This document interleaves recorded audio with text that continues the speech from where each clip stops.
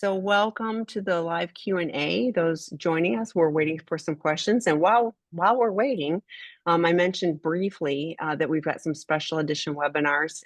And one of those is Candace Christiansen will be on later this month. She will be participating in a webinar. Actually, she'll be presenting in a webinar to talk about neurodivergence and sex addiction.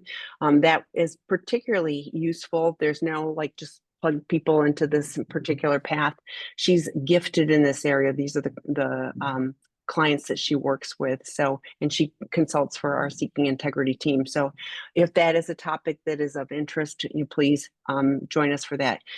Another one, Leilani Sinclair has a two-parter in February and March on she has worked with Dr. Ken Adams on adult children of sex addicts. And so she's going to be coming on presenting about children and sex addiction and navigating that space. So that's a special two-part.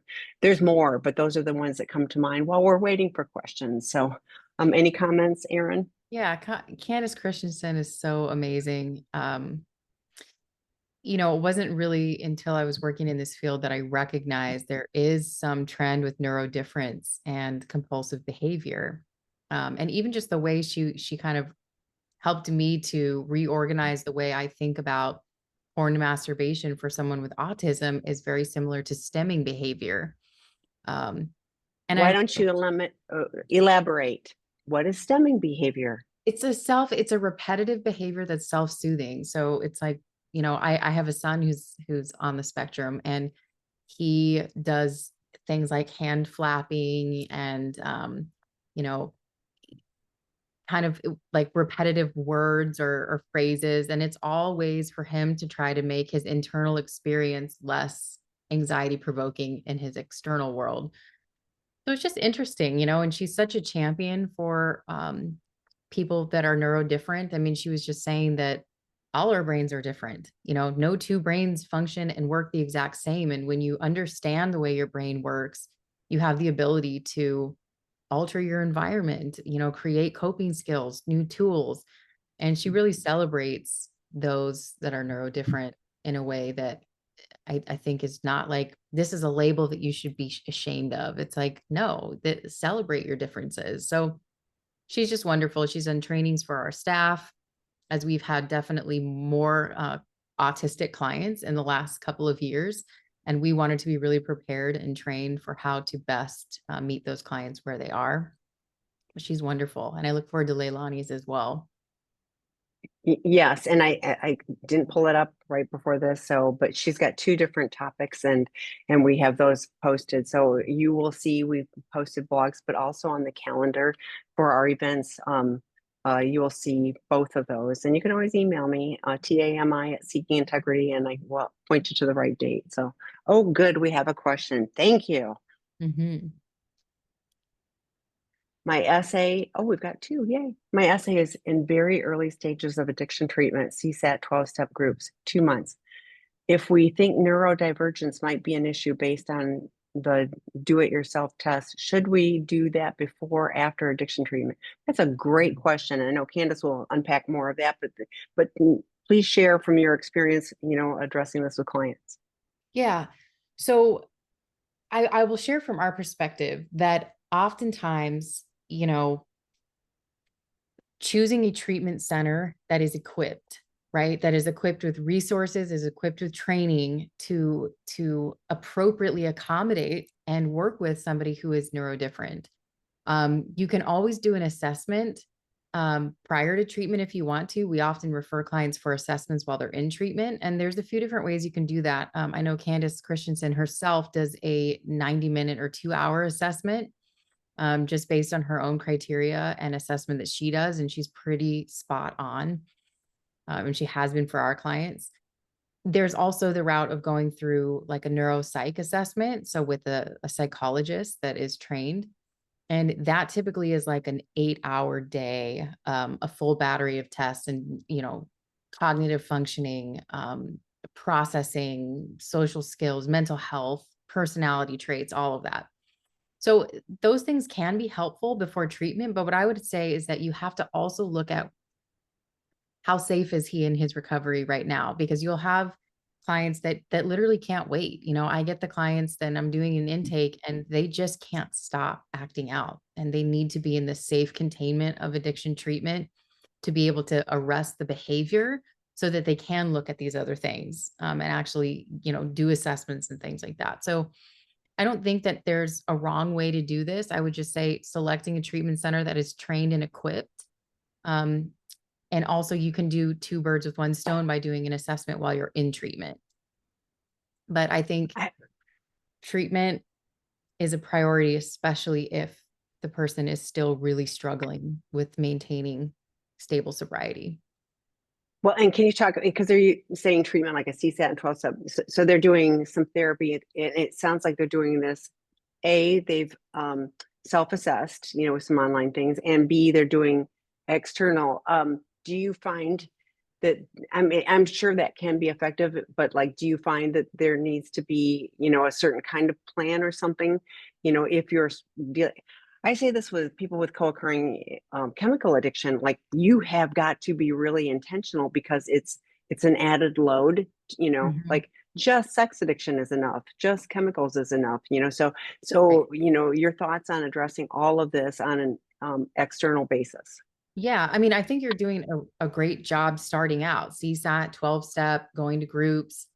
And I read the question, like what you're saying is before actually going to like an inpatient residential treatment, but I could be wrong. I would say the first step, depending on, again, if you're doing treatment or not treatment first, but is getting an assessment. The first step is awareness and education. It's learning, this is how my brain functions. This is why I do certain things. There was how I perceive other people. Like when we were learning more about autism, it was like rejection sensitivity was extremely high, and learning how to regulate yourself before going to that place of what you would say, like dumping or monologuing, being aware of others in a room, learning empathy, learning coping strategies for sensory challenges and difficulties, adjusting your environment so that it is the best possible environment for recovery. And that could be everything from lighting to textures to things that you wear.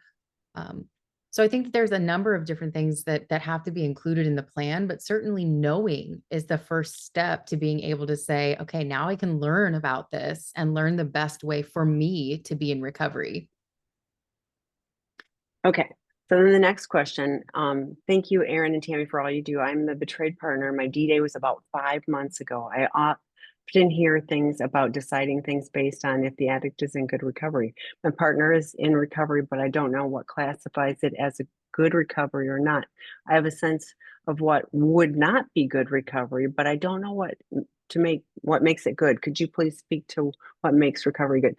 Thank you so much for being here. And 5 months, like I know it feels like you've been here forever, but 5 months is very early in the process. But I'm glad to hear that you're seeing some progress. But Erin, can you speak to what's good Yeah. recovery?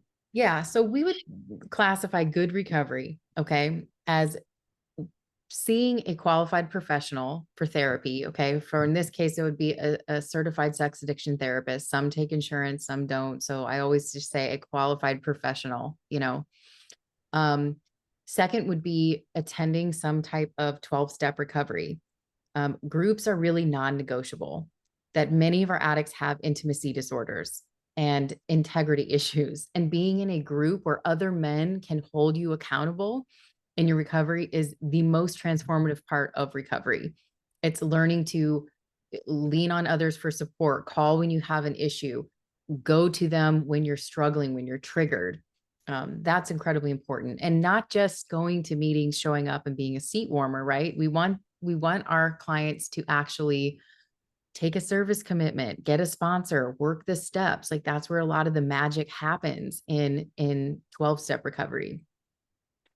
We also would say, a therapy group could be helpful, even one of our work groups, but being in an educational and supportive setting that's professional would be an added bonus for sure.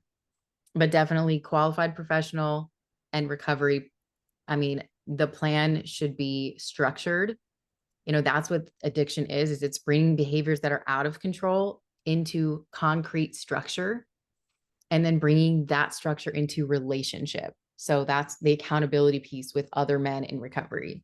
So that's what we would qualify, as good recovery. Um, but yeah, there's a number of different ways to add pieces that each person might need something a little bit different. But definitely those two, I think, are the gold standard. And I hope that I'm glad you're here, but I hope that you are participating in good support for you. I put the link for our online work groups. Erin mentioned those. We have Sex Addiction 101 and Porn Addiction 101. There's similar content. It's just has the acting out been all online, then Porn Addiction 101 can be a better option. And separately, we have a betrayed partner work group starting March 4th, and that would be, optimal for you.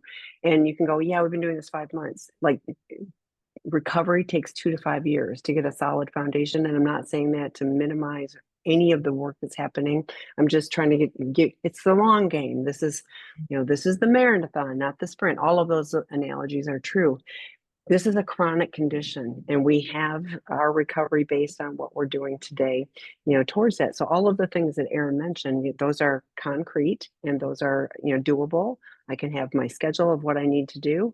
I can show up with actions and not just go, yeah, I've learned my lesson. I'll never do that again. That's a massive red flag. So if you're seeing those things, great. And you can have hope that that person's on a good path, and that there's still more time and action needed, to create that solid foundation. So, but glad you're here. Like I said, tons of resources for you, drop-in groups for each and both of you. We've got resources about 12-step on our platform too. So we try to have a safe place for you to learn about how to navigate this, because nobody knows how to do this. Nobody expects to ever have to do this.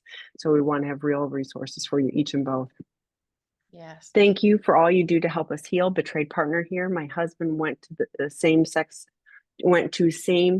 worker more than once. He said 2 to 3 times. Not sure if that's true. He felt comfortable enough at her apartment to shower there once. Not sure I believe that number either. He says this is not an affair or emotional connection, just a transaction. What is your viewpoint? It's all painful, but this connection is disturbing me. Yeah, and we hear this a lot. The delineation between emotional connection and sexual transaction, that there's a jump there that feels more painful for betrayed partners. And what I would say is that you may never know. You may never know the full details. You may never know how or what he truly believed, whether there was an emotional connection with this person. I don't know if you've gone through the process of full disclosure, but if you have gone through full therapeutic disclosure, which is a process where he is supported by a CSAT, you are supported by a CSAT, and they come together, where he is going through his full record and you have the ability to ask certain questions that would be answered in his disclosure to the honest and best, ability that he has. And I always say it's like having investigators on the case, that he's not just trying to pull rabbits out of a hat to say, well, I think it was this, or I think it was that. Because truth be told, oftentimes they don't know. They have to use corroborating evidence to even figure out their own acting out behavior, because that prefrontal cortex is offline.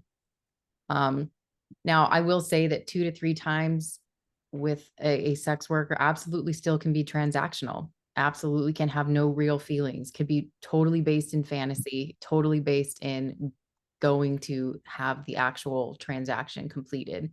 But the truth is, you may not know.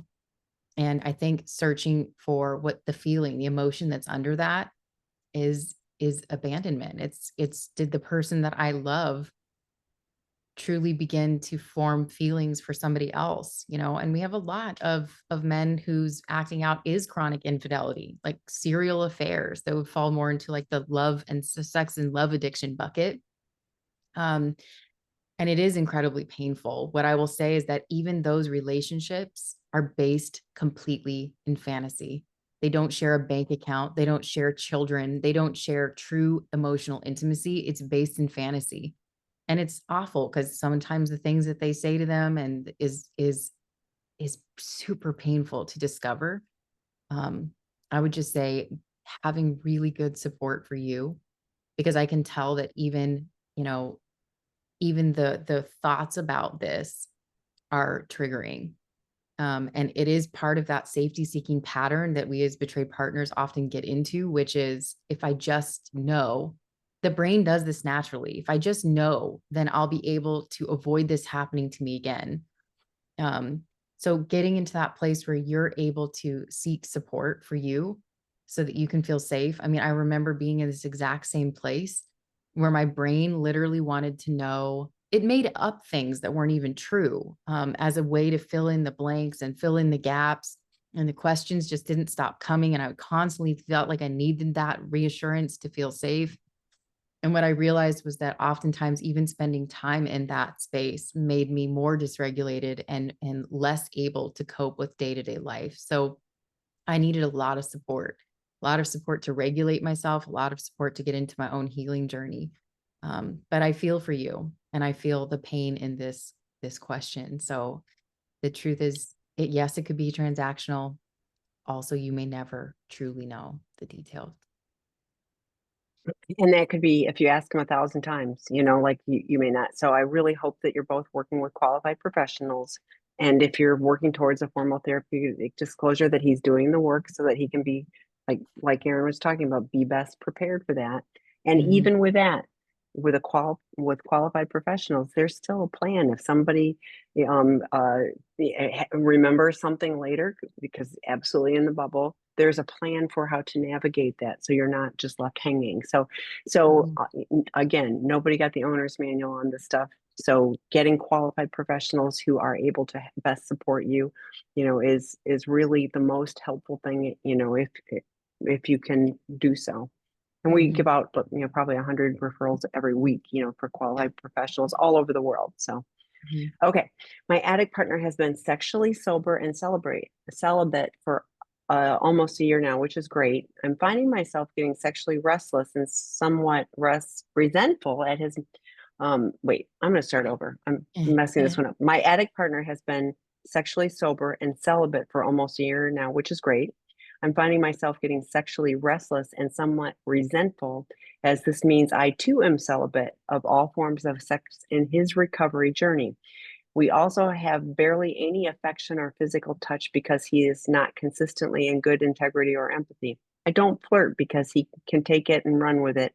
And he said he needs to stay away from sexual stimulation, be it physically or mentally. When I self pleasure, it has to be quick and quiet. Our agreement is he knows I do it, but he doesn't want it on his radar. How can I keep the fires of my sexuality alive in a monogamous relationship with an addict in early acute recovery? Thank you for sharing and thank you for asking this question. I would say that what we sometimes see, okay, is that there's almost a pendulum swing. So I'm in out of control sexual compulsive behavior. I get into recovery and I swing over to more what would be like sexually anorexic, where it's like I can't think about sex. Sex can't enter my, area of thought. I can't get aroused by anything, or it's going to wake up the beast. And that is not the goal. Okay. The goal is healthy sexuality. And if you are in a marriage, what they were doing out there lacked complete connection and intimacy, regardless of what kind of acting out it was. It was fantasy based, like I said. Being in a committed partnership, the goal of recovery is to be able to work on those skills where you are able to sexually, emotionally, physically, spiritually connect to my partner in an intimate way. So I would say a year is pretty extreme. It's pretty long. I'm grateful he's been in recovery and he's very focused on that. But for you and him to not have been to the place where you've reintroduced, sexual or at least emotional intimacy, but sexual intimacy together is a pretty long time. So I would be saying, if you're not in couples therapy to begin processing this, um, there's also sex therapists as well. But I think he has swung to the other side, which is like, I have to be completely abstinent from everything, including sex with my partner, or I'm going to get swallowed up by this thing again. And we do see that, but it's fear based. And healthy sexual intimacy is not going to arouse, because they're in different compartments completely. Connected sexual intimacy with your committed partner is not going to arouse the addiction beast. And all of a sudden now I'm acting out all the time and I can't stop. And so that's the first thing I'll say is this is a long time. And I would be addressing it with a couples therapist and starting to actually talk about a plan to move back towards physical intimacy together that feels safe and there's communication around it and there's a plan. The second thing I would say is that if that's not the case right now, and let's say you're moving towards that, or you're going to get a therapist and talk about it, you are not a sex addict and you don't compulsively use, masturbation and pornography. And, I mean, I don't know, but that's my assumption. And so having a self-pleasure routine is totally healthy and safe for you. It's a way for you to connect to yourself. Now, if your partner does not feel like he wants to know about it, or it sounds like he wants to know about it, but he doesn't want to hear any details about it, yeah, that's a challenge. But that is a relationship between you and you. And if you want to be connected to your sexual self, connected to your body, there's nothing wrong with that. Um, but yeah, I would say talk to a couples therapist or a sex therapist and begin to get a plan together for how he can feel safe enough to begin moving back towards connected emotional intimacy and connected sexual intimacy, because that's part of a very important part of relationships. Yeah. And you are essentially kind of paying the cost of his addiction, and it's been almost a year. And that's a really long time based on what we see typically. We typically will tell couples, wait 90 days. Um, and many of them don't make it that long, right? But what we're basically saying is we want you to establish trust first. We want you to establish some healing first, because sex can also bring up some of those triggers. And so being able to be using sex in a healthy way in a relationship, that's the goal. Healthy sexuality, not total abstinence forever and ever. Yeah. Yeah, yeah. I was like you when I read for almost a year now, which is great. I was like, I had a like, oh, I don't think so, because I'm like, wow, you know, um, just not acting out is merely abstinent. It's not any kind of recovery. And so my bigger thing with all of this, and I agree with Erin, but my bigger thing was, what is he doing to be on a recovery path? Because if he's just doing all the avoidance, like I can't hear about, I can't see, can't do anything because of that, I'm gonna go act out. No, like recovery is like, can navigate life on life's terms. So, how often is he seeing his qualified, CSAT therapist? How many 12-step meetings is he going to? How often is he working with a sponsor? What is his recovery plan? I also, Erin, can you talk about, because I hear fear from him for sure, but also, from the partner, Sure. using genders, but like, I just feel like there's a lot of fear of like, oh my gosh, if we mess this up, then he's going to go act out. Yeah. And that's not true. Again, acting out is in a compartment that does not include intimacy. It does not include connection, true connection. It doesn't, because true connection is vulnerability and openness and honesty. Healthy sexuality is mutual between two people. It's meant to be spiritually, emotionally, physically connective. And that can't live in the same compartment as acting out. And so, no, being sexual, engaging with your partner is not, you know, we are very sex positive people. Some people out there don't think that's the case, but we don't want compulsive behavior that's damaging, that causes shame, that hurts people, that's hiding, that's lying, all of that. What we want is healthy sexuality where there's communication and vulnerability and openness and honesty. And, there's all kinds of different tools out there. Sense Focus is one that is often used, is by Masters and Johnson. And it's like a tiered, gradual plan where you start with like clothes on, lights on, sitting up. Maybe we're holding hands. And the whole point is we're communicating about what feels good and what doesn't feel good and what brings up feelings, or and then it gradually goes to the place of now we're removing clothes. Now we're, actually moving towards more sexual act, with orgasm never being on the table. that if that happens, okay, but there's no pressure for it. There's no need for it. That's not a race to the punchline. It's about physically connecting to people's bodies with communication, which we didn't learn how to do. We were all just teenagers fumbling around in the dark. Nobody learned how to communicate what they want and what they don't want.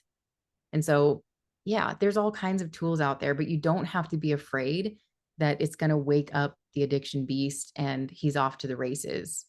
Because again, healthy sexuality, when you're in good recovery, you have tools for triggers. You have people to talk to. You have a plan.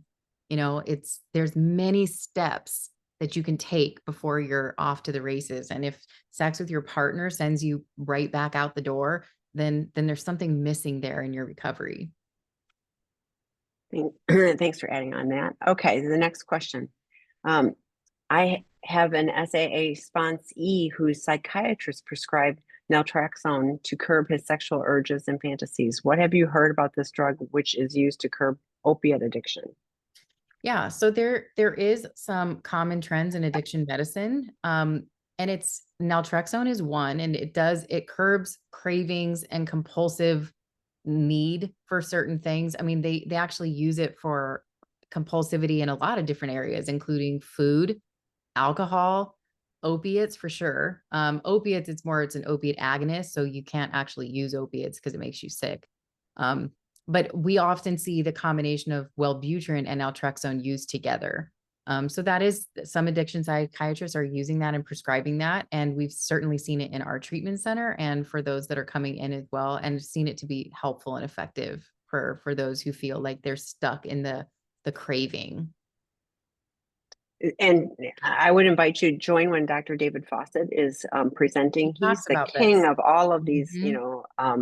uh, and of course, we're not your sponsees, none of us are, working with your sponsee, but, thanks for asking. I think, here's one of the challenges, as someone who's been around 12 step for a long time, there can be a certain attitude about like, you just have to do, and there's more stuff coming around. And so I think it behooves us to be open-minded and ask the questions. And so I'm so grateful you're here asking a question so that you can learn on behalf of your sponsee. So Yeah, and I think it's fair to ask your sponsee, what is your psychiatrist plan? Is it, I mean, I have no idea. Is this, like you're on it forever or you're on it for 6 months or is, like, what is the plan? Because I think that would be useful for you both to know too.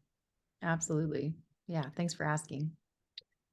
Can you speak to the effect that sex abuse has on our future love behavior? I was more like a love addict initially until age 40, then grew up and focused on intimacy.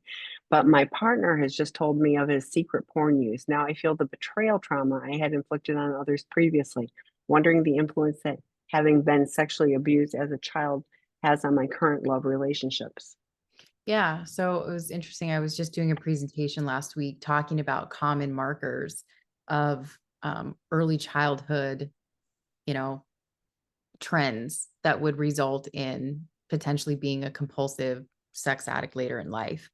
One of those was early exposure to sexual behavior. So, obviously that could be early exposure to porn, that could be early exposure to your body functioning in a sexual way that you did not understand or have language for. It wasn't appropriate for your developmental stage. Sexual abuse, whether that be covert or overt, um, definitely included in that category as well. And there's research on this. So, yeah, I think that being sexually abused as a woman has a dramatic effect on there's a number of different ways that people can move through life. One is that sex feels good. Sex is a way to get love. I learned in this act as a child that this is how I got love, and I was stimulated in a certain way. And those people become potentially more promiscuous later in life as a way to get love, it's like trauma repetition. Others feel the shame, feel dirty, feel like I'm broken in some way, and they tend to be more sexually anorexic as they grow up. So sexual abuse has a dramatic impact on sexual development and emotional development as well. And so I don't think it's uncommon to say, hey, I looked more like a love addict, that I was out there seeking love, serial relationships, being obsessed with new romance, all of the things. And that's all about validation and a need for self-reassurance.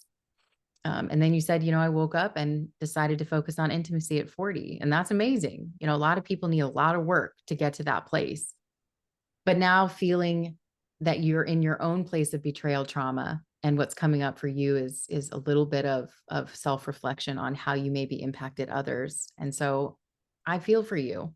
You're going through many layers of this, and starting from a childhood that you didn't deserve. I mean, there's a lot of our men that sit in treatment that Dr. Robert, I will look at them and say, you were always going to be here. Like their seat was always going to be for you. And it's just because they had all of the markers that all the cards in their deck set them up to be where they are right now. So yeah, it absolutely has. Well, and you said for current love relationships, I mean, yeah, learning to trust your body, reclaim your body, that my body can say yes, that my body can say no. That learning to engage in intimacy in a way that feels safe, not fear of abandonment, fear of rejection, fear of, not being loved the way you love somebody else, that all those things can come up in relationship. And I always say we bring our own childhood baggage to any relationship we're in. And it's our responsibility, once we're aware of it, to do the work on it so that we can be the best version of ourselves in our relationships. But I'm so sorry, that happened to you. And I'm sorry that you're going through your own betrayal trauma now. Yes. And I guess my hope is that you don't get too mired in and this is what I did to other people. Like we work on that. If you've done 12 step, but I don't know, we work on making amends. We take ownership of what we're responsible for. I just don't want you to go down the shame vortex, with all of that. You've got enough going on with this. What an opportunity. And I hope you've got some qualified help, to help you, but what an opportunity to explore, the past and the present and all of that, and identify the different layers. I love Dr. Eddie's inner child, the going deeper. Both, he's got a book for addicts, and he's got a book for betrayed partners, and excellent stuff to have the opportunity to explore some of that deeper things. Attachment wounds. Troy loves work on attachment wounds, the voices of shame, all of those. Really good. So there's supportive resources for you on our website too. Yes. Okay. I'm a recovering porn addict very early in my recovery. Is it harmful to my recovery to masturbate without porn or have sex with my partner? Yeah. So what we would say is that porn is going to always be in that red circle, right? Porn will never be a safe option.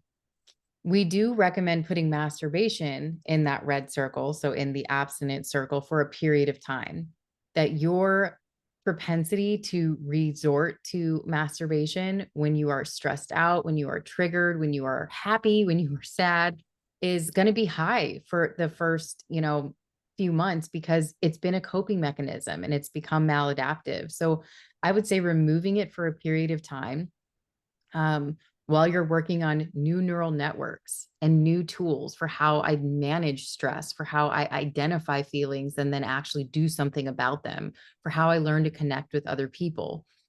And then we have clients down the line in recovery who add masturbation back in. They do that in consultation with a sponsor and with a therapist typically, and they have a plan around it. So it's okay, this many times per week, that this is not hidden from my partner, that it's like my eyes have to be open so that I'm not creating porn in my mind, because you don't have to see porn to watch porn once you've been a porn addict for a long time.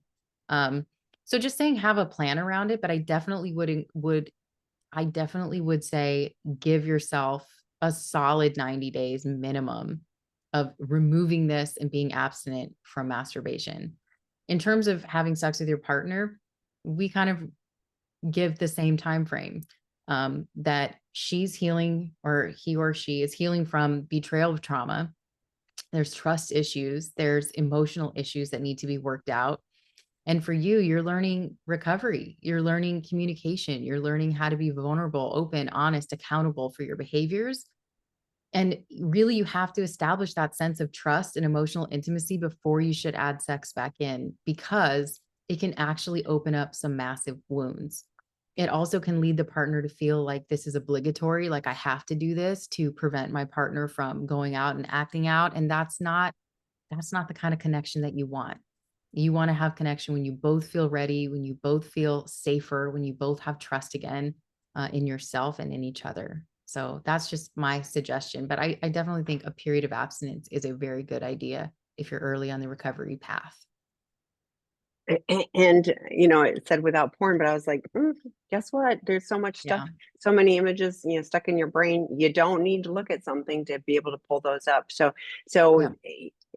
could it happen again? Yes. But do you need to have a whole bunch of safeguards around it? Yes.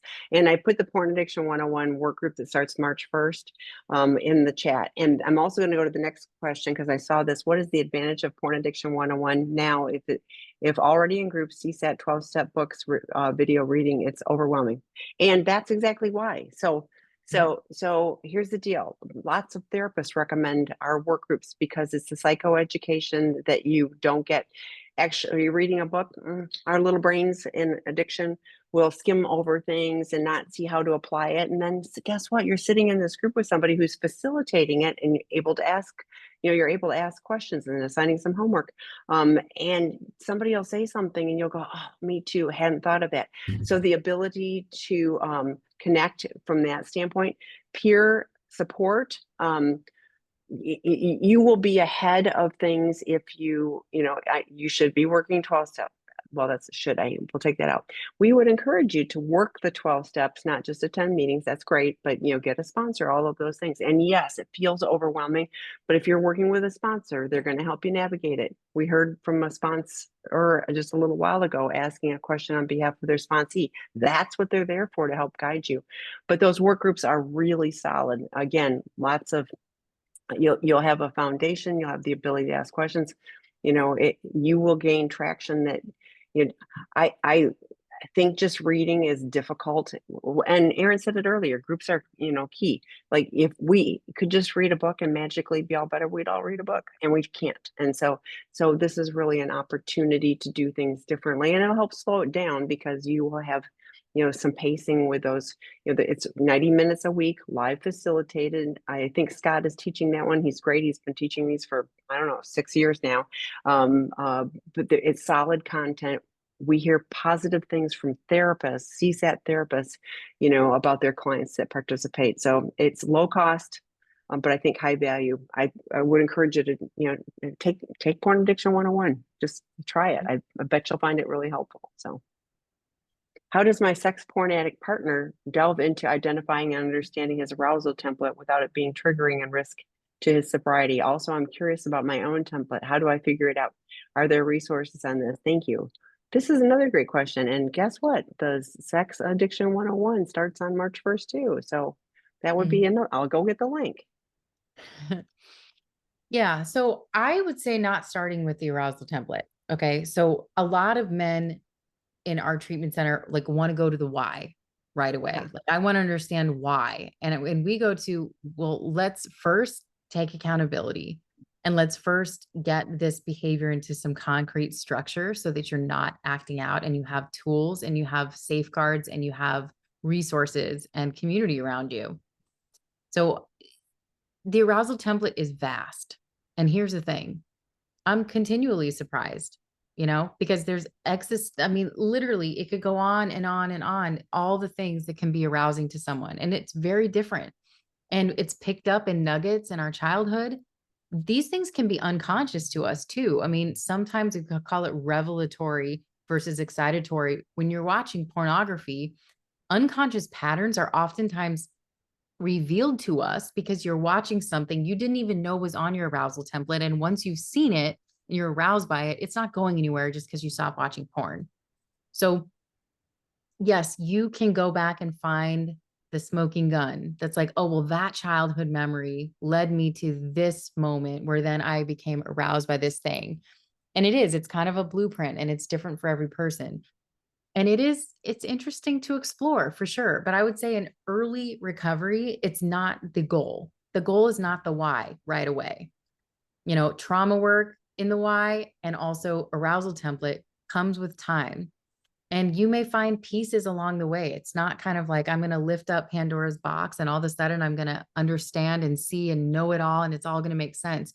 There are aspects of our arousal template that to many of us make no sense for the rest of our life, because there's unconscious memories, there's unconscious associations, there's things that were subconscious to us as a child, as an adolescent, things we don't even remember. So it is interesting. And yeah, there's definitely resources out there. Dr. David Fawcett does a lot of amazing work around arousal templates, but also Alex Katahakis, she has books. Existential Kink is one of them, but there's different books that are available to explore this. That's all I would say is that take your time on this, that it's not, you don't actually have to understand your arousal template to put your behavior into safe recovery. Um, and I, in treatment, when we're exploring arousal template, it's not triggering per se, because you're in a professional setting, right? You're with a professional who's helping you safely go down that path and look at that. So I also think using a qualified professional to help you would be really helpful. And as somebody in good recovery, triggers are really data for us. You know, if I'm triggered, oh, something's going on. It's an opportunity for me to stop, figure out what's going on, and what do I need to do to move forward safely. Mhm. Someone very early in their recovery isn't going to have that foundation. Again, why, the online work groups are a good starting point. Working 12-step, working the steps, we're the sponsor, all of those things. Working with a qualified therapist, just like, Erin was saying, it's like working with a qualified therapist. You're in a safe environment, and the therapist can help gauge, like, okay, we can go to this layer, but we're not going to go to this layer, like it's pacing. So Dr. Rob has said too, like somebody was saying, I'm feeling overwhelmed by my therapist, wanting to do all this deeper work. And he said, you can tell him to slow down and you take a break on this and, shore up my foundation. And then we can come back to that. It's all good. This Yep. is a lifelong journey. There's Mhm. no, you don't poof, there's no magic, quick fix to any of this. No. Longtime PA, sober since D-Day 9 months ago, in good recovery. Yay. CSAT just did my first step reading in couples with my wife. My addiction was found out by our 21-year-old son who told his mom, my wife. So far, he has refused offers of therapy and won't talk to me. Only his mom. How can we help him? I think time and, being open and available. You can always, if he's not open to talking, you could always write a letter, with your therapist that kind of just owns your part. I think, first of all, I'm proud of you and inspired by your recovery, 9 months and being in good recovery. I also think, you know, there's resources available for children of adult sex addicts, and that might be a good resource for him. But ultimately, our kids are never meant to know and see our sex life, and it's kind of awkward for them. It's kind of strange for them, and it's kind of painful for them. And so he may just need time. I'm glad that he's talking with his mom, maybe inviting him into therapy with the two of you, or even with his mom if he's most comfortable there. He may not be open to going on his own yet, but maybe going and sitting with a therapist with his mom if he's open to that. And with you, it's going to take some time. If writing a letter is helpful, maybe even getting a journal that you write to each other in versus trying to have a verbal conversation, because he just may not feel comfortable right now. Um, so I feel for you, and just know that it takes time, but consistent action, that you are showing up as a different husband and a different father over time builds trust, whether you're talking to him or not, that he's watching, and being that stable, consistent force that's always open and available to have that conversation if and when he's ready. The time will come. Don't force it. Okay. So I'm going to I put Leilani Sinclair has a webinar. I think it's the 20th of this month and the 20th of March. And then Dr. Ken Adams and Dr. Rob did a podcast on sex, love, and addiction about his book, A Light in the Dark, I think is the name of the book. I didn't have a chance to go look that up, but all of that can be useful, but everything that Erin just said too, and he's on his own journey. So Mhm. Erin and Tammy, I am the betrayer in good recovery 14 months. Today we had a symbolic funeral for both of us individually and as a couple, listing the losses and grief that caused for both of us. To me, this was a good thing as it felt like laying to rest the old me. I'm not sure that it was the same for my partner, as her pain is so much fresher than mine. I am ADHD, not an excuse, thank you. I struggled to deal with her trigger. I was too focused on a map, so I missed the moment to be effective. I don't Okay. see more of that. So I don't know let's, the yeah, I don't know the question in here. So to the yeah. point. But I love that you did like you did something very symbolic. So let's, I yeah, I think that's great. And again, I think we build up in our mind expectations like this is going to be this huge releasing, amazing symbolic ceremony we're doing together. And she was maybe not in the same place that you were in. So I always say, like, drop the expectations and recognize that she's going to have her own experience and that that's welcome too, even if it's painful.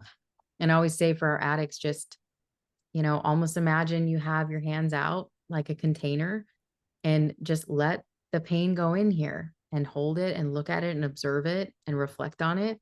But it doesn't have to like pierce your heart or knock you to the ground, because then you become unable to show up for your partner when they're in pain. well, and here's the deal. Like, okay, you missed that moment. Maybe you go back and go like, Hey, I like missed my moment. exactly, Yeah. exactly. What wouldn't she be shocked if you went, "Hey, I realize I missed the moment. My ADHD, not an excuse, but I just missed it. Can we, you know, can I be here? Can you share with me now? Like it doesn't have to be you miss the moment. You miss that moment, but then you can create another moment." Hmm.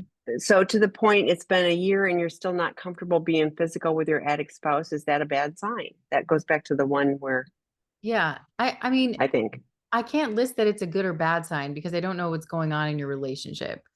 What I would say is that if it's been a year and so there's two things here. If you're still not comfortable, right? And let's say they're doing everything right. Let's just paint the picture of perfect recovery over here, and you're still not comfortable, then I would be saying, there's no wrong or right here. We can only put out, hey, time frames, trends, ideas. But for you, what is the barrier to feeling comfortable? And asking yourself, what would make me feel comfortable? Or will I ever feel comfortable? And is there therapy work I can do around processing some of the trauma? Do I need a support group? Do I need to have more tools in my toolkit for regulating myself and ridding myself of some of these trauma triggers? So I think it's just if my body is still saying no, you have to ask what's going on. Is it that I still don't trust my partner because his behavior isn't safe?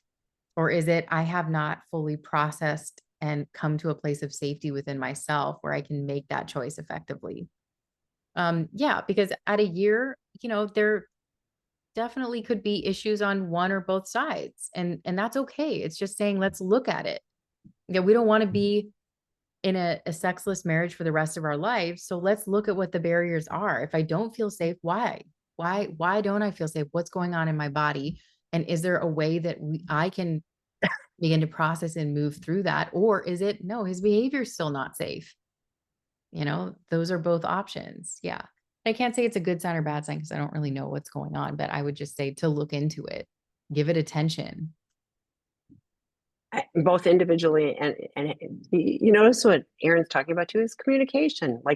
These are the things that we don't talk about, and what's the most important stuff to talk about? The stuff that we need to talk about. So, but journaling, we there's a lot of research on journaling, but we've shared often journaling about a particular thing, like just start at the top of the page and free flow, what your thoughts are. And I think you'll get some really interesting, information. And maybe both of you do that and you share. I mean, like there's lots of opportunities to navigate that difficult space of talking to each other about very, very vulnerable things. Yeah. Okay. If trust and healing are necessary before moving back towards each other sexually, then does the full therapeutic disclosure need to take place before sex? From what I've read and heard, true healing and building back trust begins after disclosure. How do you trust and heal enough before disclosure to have physical intimacy? Another great question. And another one of those, Erin, where there's so much stuff out there that just is kind of like, you got to do this. So, Yeah. Personal preference, wait to have sex until after full therapeutic disclosure because you don't know what you're consenting to, right? There could be things on that full therapeutic disclosure that are absolute non-negotiables for you, that you would end the relationship or you would learn that he's put your body in harm in some way. So I would be saying I would want to know what I'm consenting to before physically putting myself back out there in a sexual way. So that's what I would recommend. Every relationship is different. Every, addicts acting out is different. But if you don't know the answers to what actually was your reality, for me, that would be very challenging to say I can safely connect, to my partner in a very vulnerable physical way. so, Erin, let's talk about, we hear disclosures that are like, oh, it's been 18 months and we don't even have a date. So how can we navigate? Yes, thank you. Yeah. So you should, when you sit down with the therapist, and they should be outlining here are the steps to get to disclosure. We can reasonably expect a date at this time, right? If there's holdups, you would communicate about what that is. But we've heard just too many times, like, oh, I've been working on disclosure for, a year and a half. No, no. If that's what's happening, you got to ask the therapist, what is going on? Is he stalling? Is he lying still? Is he still acting out? Like, what the hell is going on? So, you should not be, but some, yes, anywhere from, we have people that are very qualified professionals that do disclosure workshops in 3 days. Okay. Crystal Hollenbeck is one. There's also the process that typically is going to take weeks to maybe a few months, but get some clarity around what are the steps, how much time is that reasonably going to take, and set a date out there so that it's not just some ambiguous floating in the wind out there when it happens, if it happens. That's not fair to anyone in the process. So I would be asking those questions and getting clarity. Thank you. Okay, my AVR, or with my AVRs, which has set her back in her sense of safety, what advice can you give me to keep me focused on her pain points whilst out in the world? So just to clarify for everybody else with my AVRs. So AVR is it's Carol Sheets, Jurgensen Sheets. And A stands for acknowledgement of the pain, that I caused it. V is validation of the feeling. So, angry, sad, the feeling that you see. And reassurance is that I am committed to my recovery so that every day I can be a better person for you in our relationship and help you heal. Right. So that's what AVR is. And he's saying that AVR has helped to set her back into a sense of safety. We teach AVR because oftentimes addicts, whether it be shame or it's typically shame, but it can result in a lack of empathy. So they're not hearing you. They go into defensiveness or victimhood or manipulation or gaslighting. AVR is a way to actually acknowledge the pain from a partner and a little bit of a communication strategy to move through that. So in terms of what advice can you give to keep me focused on our pain points while out in the world? Well, I mean, I don't think you have to walk around the world obsessing about or thinking about those pain points all the time, but I would say being cognizant. Empathy is saying I could put myself in your shoes to a degree, that I'm trying to experience what it might feel like to be you and have compassion for that experience, right? So being aware of, if you're out in the world and without a shadow of a doubt that a certain place in town, right? Like a certain massage parlor, but you got to drive by it to get to the Home Depot, and it's going to feel something. She reach over and grab her hand. I know that it's difficult when we drive by this spot. I just want to acknowledge that. It's not avoiding it. It's not. So I would say lean in. You know, I have guys that are like, I've been using AVR, but what's another strategy? And I'm like, lean into the emotion. Ask, is there anything else you want to share? You know, oh, that must be really challenging. How can I meet you in this moment and hold that for you? So, you know, it's so counterintuitive for addicts because they're like, run from the conflict, like get the hell away from the trigger, like the house is on fire, run. I always say, just if you can regulate yourself enough to stay in the moment, lean in. That's the strategy. Don't run away from it and don't defend it. Don't manipulate it. Don't gaslight it. Just let her have an experience. Let the partner have an experience and not wash it away. My partner and I have always struggled to have connection and intimacy. We have been in a sexless marriage for well over 10 years. He has struggled with ED, and I have rarely ever felt he was fully present when we did have sex. Now that we are over 18 months post discovery, I struggle to feel safe, and we still have not integrated sex into the relationship.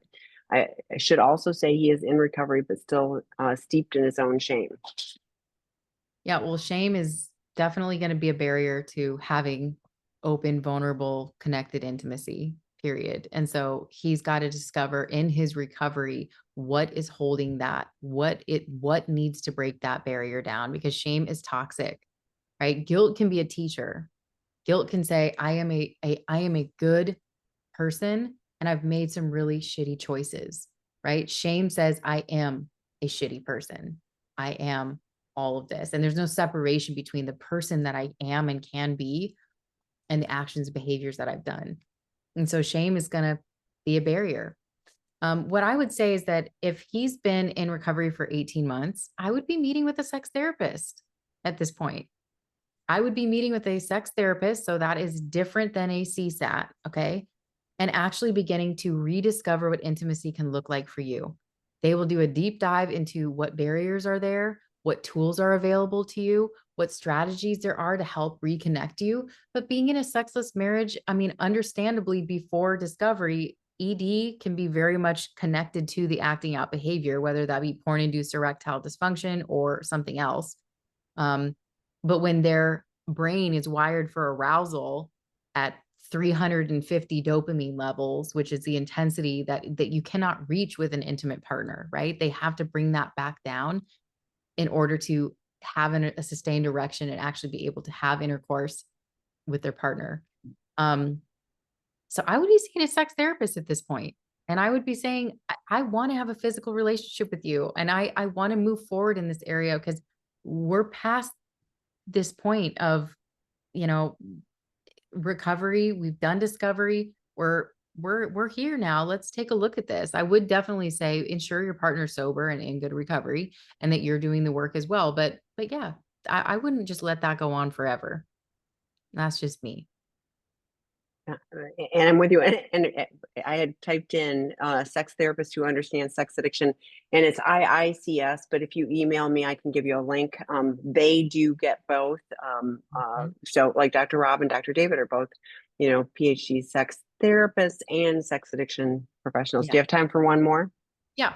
Okay, my partner did the same thing, telling me he needed to wait because he was afraid to relapse, but he was actually lying the whole time and having his own secret life. He thought life of PMO. After waiting for 13 months for his winding down period, I told him I was now expecting him, after years of waiting for him to work on us, to begin working Patrick Carnes tasks 27 and 29. After I set a deadline for working on these things or moving out, he confessed he was still avoiding me because he was always sexually spent. I then set a weekly expectation of working on Masters and Johnson work of reintroduction of physical sexual contact. It has failed unless I spearhead the activities. I'm ready to give up. Help. Well, I wouldn't even be moving towards Masters and Johnson right now because he's basically told you that he's been acting out this whole time. I mean, I would be saying he needs to go to residential treatment. I mean, when you have said you're in recovery for over a year, like the compulsive lying is pretty off the charts when you're lying to recovery people, therapists, and your partner. He probably needs to go to some kind of intensive. Our residential treatment programs 14, 21, or 28 days, but these are the guys that do really well in treatment because they have lied through everything they've ever done and they will not make it through our treatment program lying. And they finally, for the first time, come out actually understanding for the first time who they are. You know, who am I as one integral person in integrity? Because I mean, you can, this is you doing way more work than he is.